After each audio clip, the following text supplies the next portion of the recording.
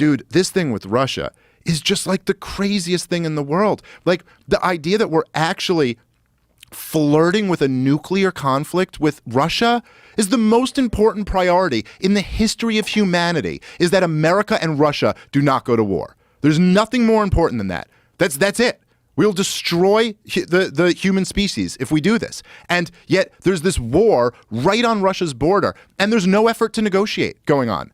There's like no effort. In fact, from very solid reporting, that actually America, through Boris Johnson, told Ukraine not to negotiate with Russia at the very beginning of the war, when they had a deal worked out.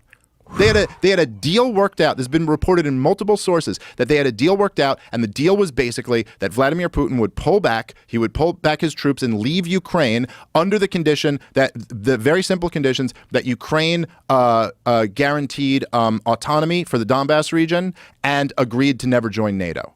And like that was a deal. Like, okay, I'm not saying everyone thinks that's the perfect deal, but it's better than what we got right now. It's better than nuclear war. And right now, just the other day, dude, the official narrative on this whole war, it's just like it makes no sense.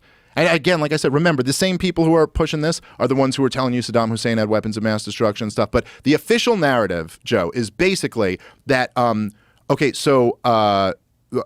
Putin is a madman, a crazy war criminal who's hell-bent on reforming the Soviet Union, and this is a real threat that he could do this. But also, he's getting humiliated in this war in Ukraine. It's like he's losing to the poorest country in Europe, and he's just getting humiliated and beat back. But he's still a real threat to take over all of Europe. And he's a complete madman, by the way, Joe. But when he says he's going to use nuclear weapons, don't listen to that. He'd never actually do that, even though he's a complete madman. And as everyone says, this war, the word they use over and over and over again, Joe Biden, Kamala Harris, Hillary Clinton, all of them, unprovoked.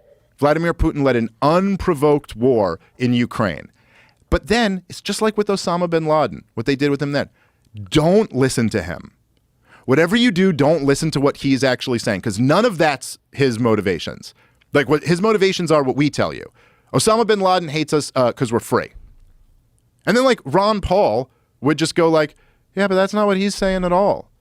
Like, Osama bin Laden was so clear about why he hated America. And he's like, look, I hate you because you murder innocent civilians in the Muslim world. You prop up brutal dictators in the Muslim world. You prop up Israel, who mistreats the Palestinian people. And you have your bases in our Holy Land in the Arabian Peninsula.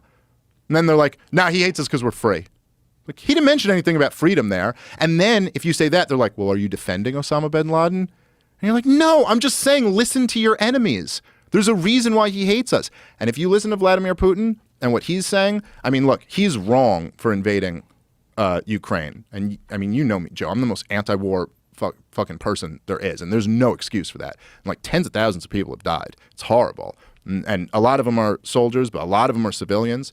And but to say he was unprovoked is like insane.